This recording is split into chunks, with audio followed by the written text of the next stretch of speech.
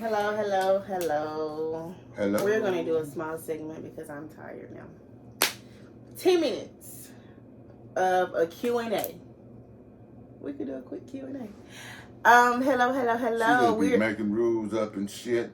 We just did a video and we're going to recap. Sure. Some moments and things, highlights of the last video. Because we did, right. because we did a little. Yeah, because we did go over because it was getting good, and Yeah. then, It is what it are. Okay. Okay, so again, hello everyone. My name is Marquita, and this is my dad. I'm Marcus, aka Uncle Bert.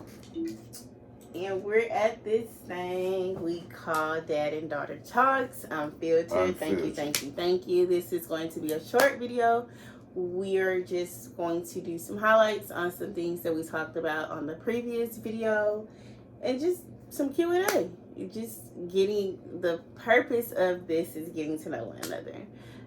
So you already mentioned that the biggest heartbreak that you experienced is the loss of your mom. Right.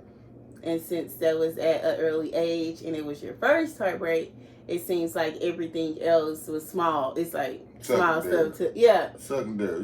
Like, because it was like small stuff to a giant. Right. Pretty much. Right. Yeah, so since you lost your mom and it was your first heartbreak, when you had like a heartbreak from a lover or a significant other, it wasn't really nothing. Yeah. A tisky. Yeah. And then you said that you mentioned that because you lost so many people back to back, it seems to harden your heart. Yeah. Well, it over time. Yeah. It hardened it. You know what I'm saying? Because the fear of continuing to lose someone that you love, you know what I'm saying, makes you don't want to love. Right. And being a child when all this is occurring, you know what I'm saying? So you know that I was saying, when I was a child, I thought as a child. Right. So that was just childish thoughts. You know what I'm saying? But now as I got older, you know what I'm saying? Okay, preacher. I'm not preaching. I'm just facting, baby. As I got older, because I look back and, seen some mistakes on some pretty good women. I think I might have, fucked over. You know what I'm saying? Not knowing how to love. Right. You know what I'm saying? So, was it all my fault? I can't help, see, but if I say it wasn't all my fault, it'd be like, you know what I'm saying, who you gonna blame it on? You know what I'm saying? But I'm just saying, that's how society does us. Right. You know what I'm saying? When things occur, for anybody else, it's different than when it's for a black man. You know what I'm saying? We supposed to endure everything. You know what I'm saying? Regardless of, the steps and the avenues that we're supposed to be able to endure. You know what I'm saying? But with my heart, you know what I'm saying? Because since my mom passed, I think I've actually loved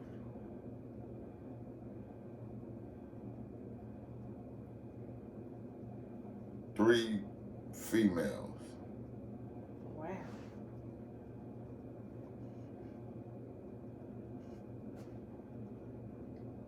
Yeah.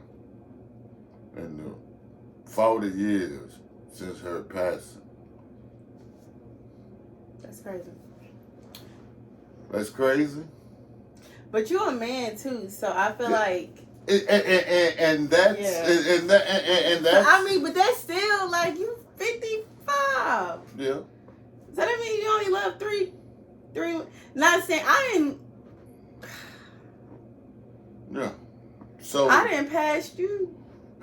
Hey, That's because you open-hearted. Yeah, and that's because I'm a woman too. We carry. I feel like we deal with people off emotions. When you could just mess with somebody with no feelings involved, right?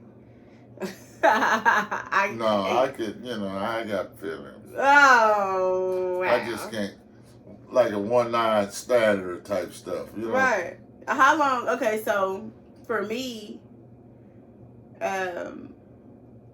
I think I had I don't know, because I always feel like anybody I dealt with, like for real, I like grew to love them, but my first like heartbreak was in college. I think between, I guess, 19 to 22. That was my first big heartbreak, and I made a vow to myself to never love that hard again, but I continued to still fall in love after that.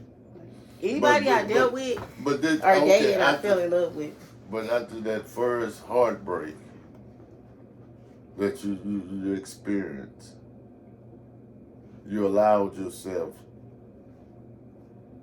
to get your heartbreak again? Right. Because... Oh, but did you learn anything from the first heartbreak? That made it easier on the second one?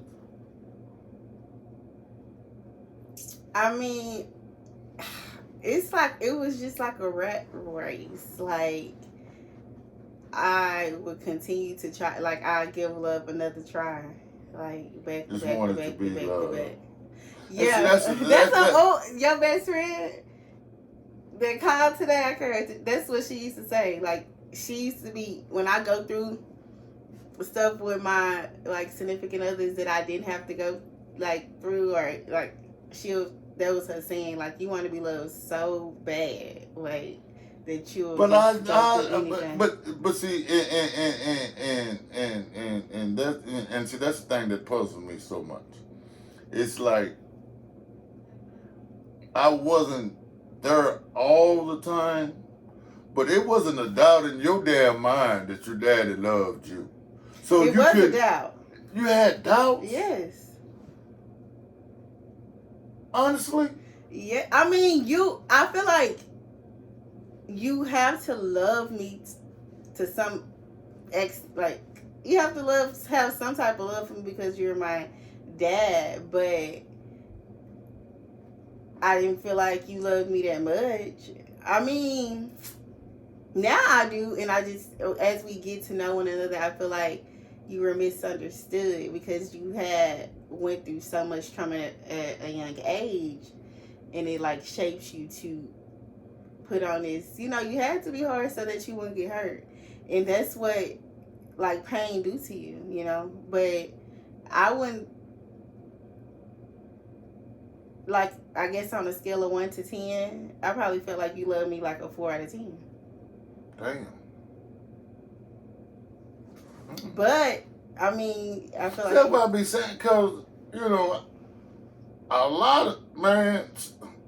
But then like you say, as you grow, I mean, you live and you learn. As a kid, I feel like because you wasn't present, that you didn't love me. That because when you with your mama every day and you see her like all the time, you like, okay, she's choosing to deal with me, meaning she loves me. But as you grow older, you just realize like people show love and display love a different way. For you was just selfish. Just because you were selfish doesn't mean you didn't love me. It's just you feel like I was selfish, huh? You was trying to get rich, and you laid us to the side while you tried to get rich, and then time just continued to pass by. I was trying to get rich. That's how you. So when you left to be the Hollywood dad, I just happened to meet somebody that had money. That she didn't have no money. That she had a good job. Right. You know what I'm saying? And by having a good job, that didn't, Okay. So the last episode, explain how you left the struggle. You didn't say that, but that's basically you left us to struggle. We were the struggle to live it big. No, because you just said you used to have a newspaper job where you threw from, and then you went to not getting allowances, man. No, but I still worked, so don't want to get it twisted. I had, I mean, you sold glasses and purses. But I had hustles at the time. You know what I'm saying? I worked for me. Right. I was self-employed. That's like, I was a hairstylist. Oh, you know what I'm saying? I didn't, don't get me wrong, I'm a licensed hairstylist. And I'm a more of work for me type of guy. Yeah. Because, I don't like somebody over my shoulder telling me how to do my job. Just tell me what my job is and let me get it done. Right. How I does it, you know what I'm saying, regardless on how, because I'm going to make it easier for me. Right. You know what I'm saying? And sometimes that's not the way the company might see fit. But sometimes that the company, look, because you know what? The best job that I had in my life, I was making $5.50 an hour. And what job was that? It was at a yogurt store. Why was it the best job? Because I was getting tips. The tips there. That's what you was getting tips? Yeah, I was getting tips. I was bringing home about $200 a day. That was without the $5.50 an hour. And I worked 7 days a week. Yeah, so, but back to Heart. So you said, you asked it changed the way? I don't think, okay, so your question was, did I learn anything from my heart? From your heart. See, because that's what I'm saying. To try again. But, okay, now, to try again. Okay, so when you trying again, do you do anything different from the last previous heartbreak when you're trying again? Well, when I think about my very first heartbreak, or the person, but I used to love the person more than I love myself.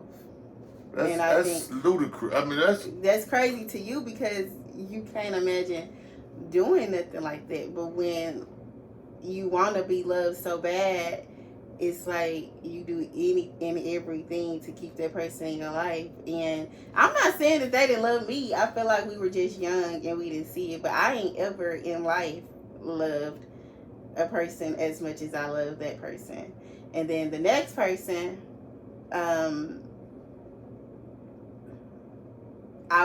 it was kind of like,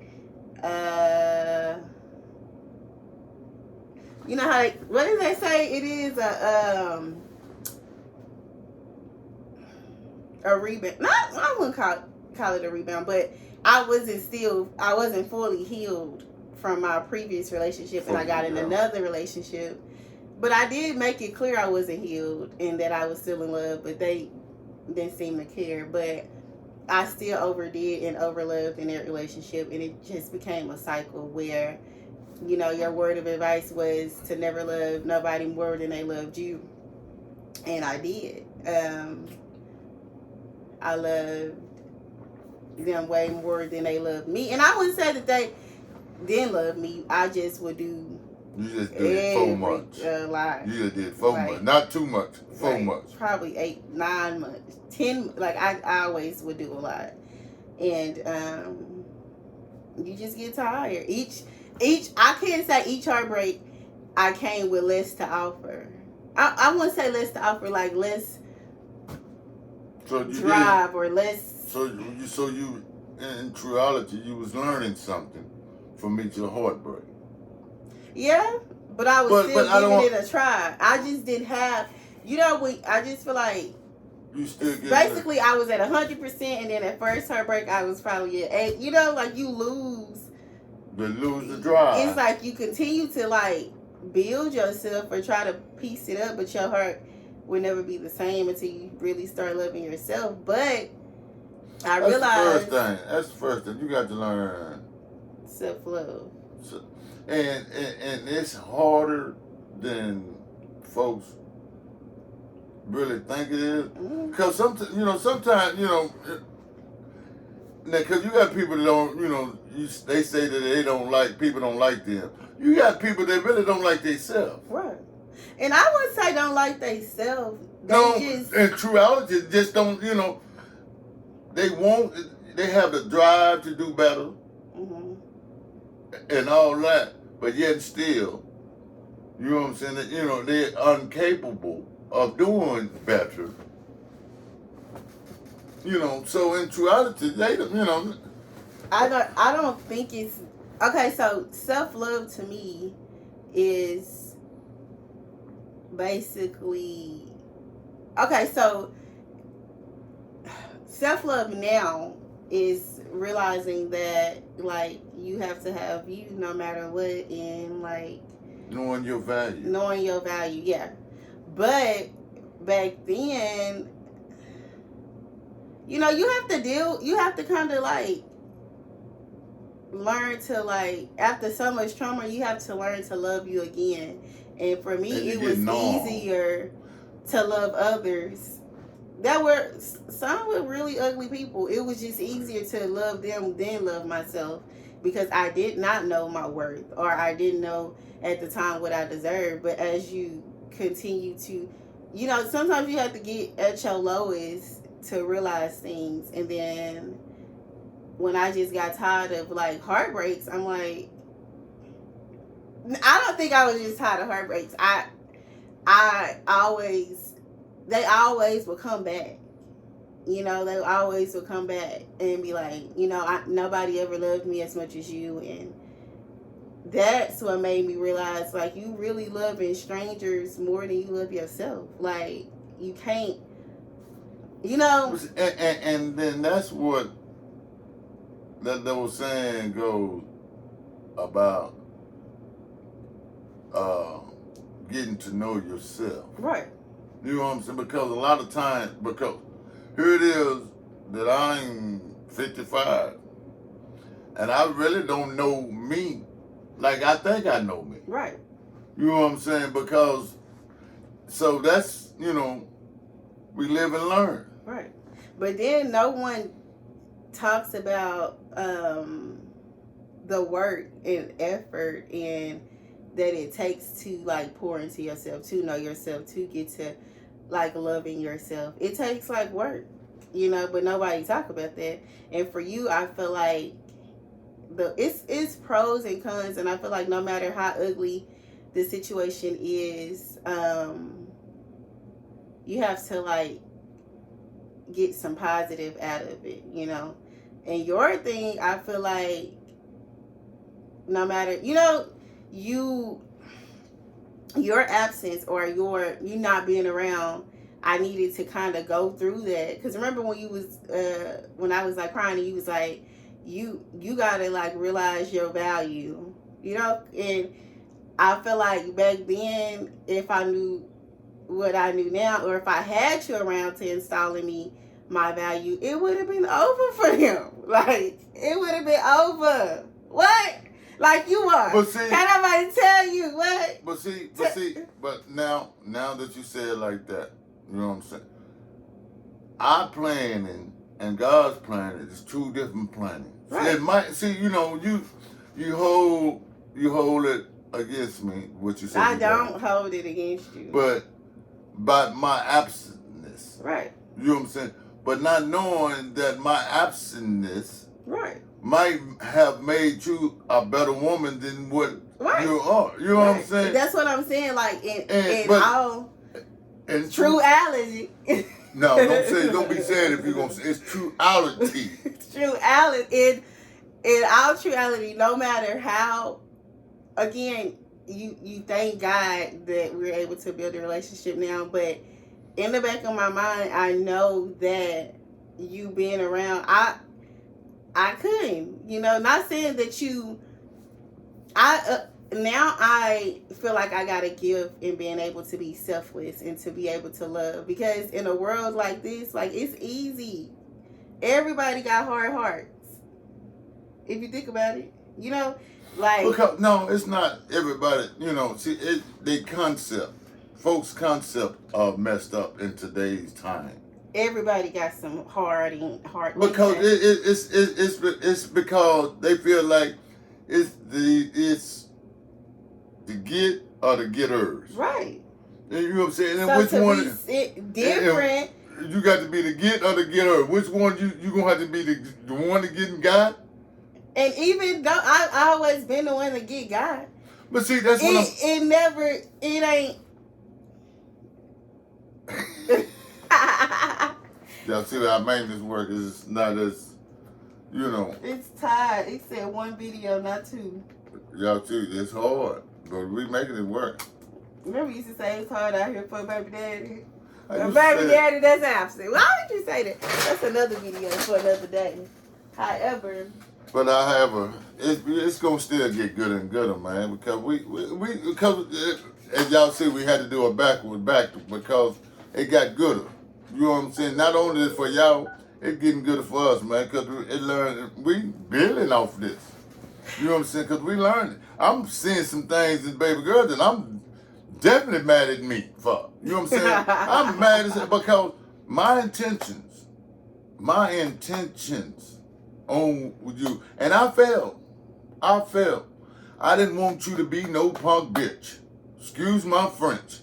Because I know how I was with females, that what goes around, gonna come back around. And I wanted to be the fact that whoever that nigga was, or whoever it be that broke your heart, had to be a bad motherfucker. Because I know I created a bad mother. And during that time, you know what I'm saying? During that time, you know what I'm saying? You had too many avenues.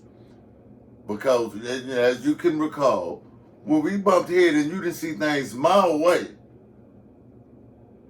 you booked, and you don't think about that. What you mean you booked? You ran away. I ran away from you? Are you talking about the house? Yeah. So you didn't give me. You ran away first. But okay, I ran away first. Okay, whoa. I come back. And then you ran away? Right. Oh. Because you was more aggressive, and you were, and again, pain changes you. At this point, you was old enough where you felt like you was smelling yourself. Yeah, that's another episode. Because that was gonna get good and good. See, y'all. Basically, say, man, it's the book here, so y'all might as well get ready for this. Cause this, ooh. You, and this truology. No. What is the word? It is truality. Truality. Truality. I don't even want to get it. However. And truality. You need to realize this, Dad, that you left to start a new life. And you was living a dream. I wasn't. So when you came back to the struggle, which was us, where you not, driving 2 cars, parking in, you in your 3-story house and all that, you back in the apartment, you became angry man. I'm not about to deal. First of all, you left and then you came back to us angry. I'm gonna leave this time. That's why I left. Right? Weren't you mad at me? No. Your patience was thin. No, because your wasn't. Money was thin and your pockets was low. So that's how you felt. I know. Even to this day, and we're gonna end the video in 25 minutes. Even to this day, would you agree? Yes or no? When you broke, you have an attitude. Or when you don't have no money, you mean, and you not in the mood to deal with anybody. We know it. No, it's not when I'm broke that I have an attitude. No, so don't get that. Don't get that twisted. What is it? It's when I'm broke. That's in that man. If you broke, what? I'm not jolly broke. So you came back not a jolly dad. You know, and we're going to end it on that note. And I can't deal with you being absent for all these years and not being jolly. Not just being jolly, but thinking mistreating us. You used to be like, we didn't get enough whoopings. That was your favorite line, so you felt like you had to catch us up on whoopings. Can you learn my favorite color in my middle name? And you only know my middle name because it's your middle name, right? Not really. How do you spell my name, like legally? I really don't know how, they say Marquita, because that was something that wasn't beyond me, your name, anyhow. So in my mind, Marquita is not your name. So let's go there. No, we're going to start and we're going to end there. Hello, my name is Marquita. Hi, Marquita. I'm Marcus. Go well with it. Say, man. Y'all see, man. Dealing with her, man. Y'all keep me in your prayer. That's the prayer that doesn't what? Don't. If you can't get past the ceiling, save your breath. You can save your breath with that one now. You know the ones you is. Sister Aura. Aura, no thank you. But thank y'all, man, once again, man. And keep us in your prayers. Watch us and continue to log in on Daddy Daughter Talk, man. You know what I'm saying? On YouTube, Daddy Daughter Unfiltered. Yeah. You know what I'm saying? Follow us, man. You know what I'm saying? Because it's going to get good and good. We want all the comments and all that kind of good stuff. We're going to start going live, too. This week, we're going to start going live on Instagram. Yeah, I better watch this. Show your comments and all that, man. I'm Marcus, man, with my baby girl, man. Have a nice one. Peace. Night-night.